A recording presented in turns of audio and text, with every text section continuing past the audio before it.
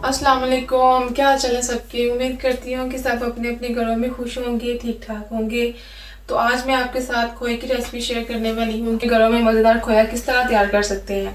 ये थोड़ा time taking तो है, लेकिन ये है कि थोड़ी सी मेहनत से हमारे पास बहुत मज़े का जो खोया है वो तैयार हो जाएगा। मैंने यहाँ फुल फैट मिल्क लिया है 2 kg।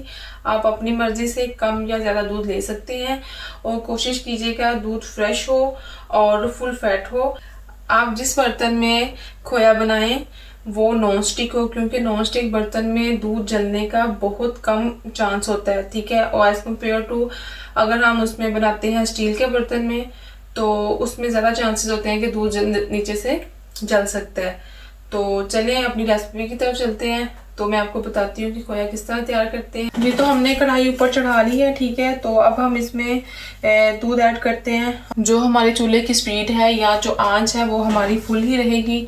हम फुल आंच पे दूध को बॉयल आने देंगे और उसके बाद हम थोड़ी सी इसकी जो स्पीड है वो कम कर देंगे। तो हम दूध ऐड करते हैं।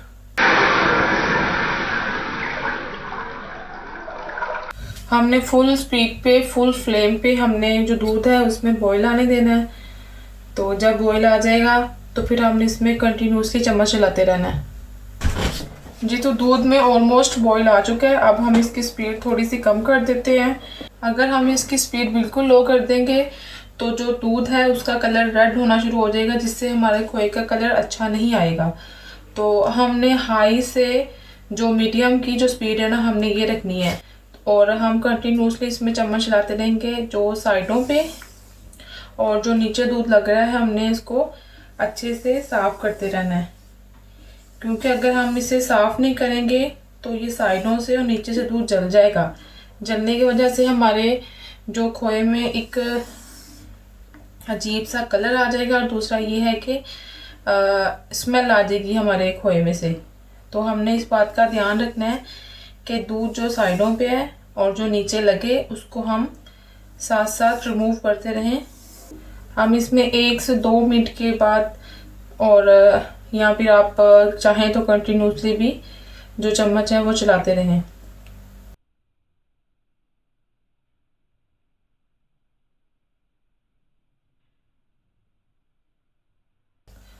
अगर आप इसकी स्पीड फुल रखते हैं तो जो आपका खोया है वो 20 से 25 मिनट में रेडी हो जाएगा।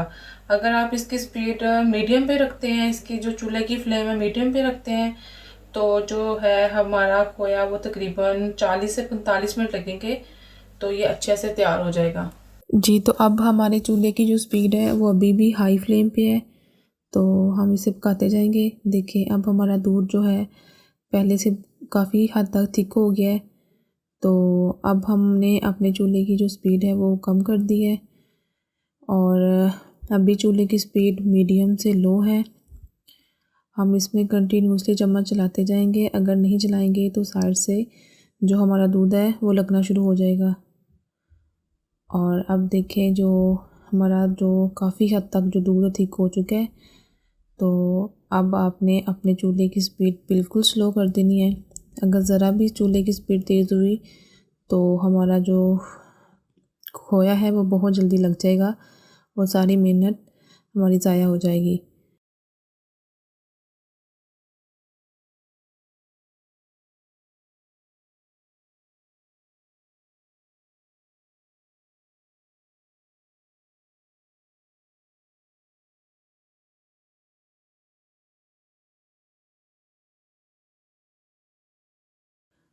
आप चलाते जाएंगे चम्मच। अब सिर्फ 5 से 6 मिनट के अंदर अंदर जो हमारा खोया है वो बिल्कुल रेडी हो जाएगा।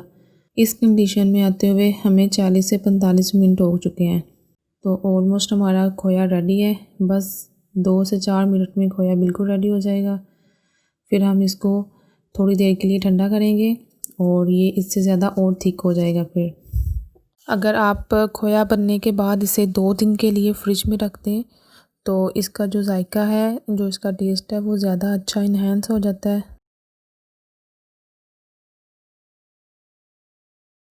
जी, तो हमारा खोया तैयार हो चुका है। हमने 2 किलो दूध का 400 ग्राम जो मावा है वो तैयार किया है।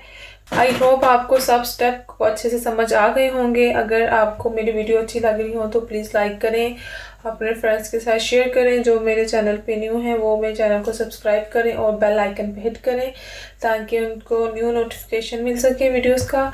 और अल्लाह हाफिज़।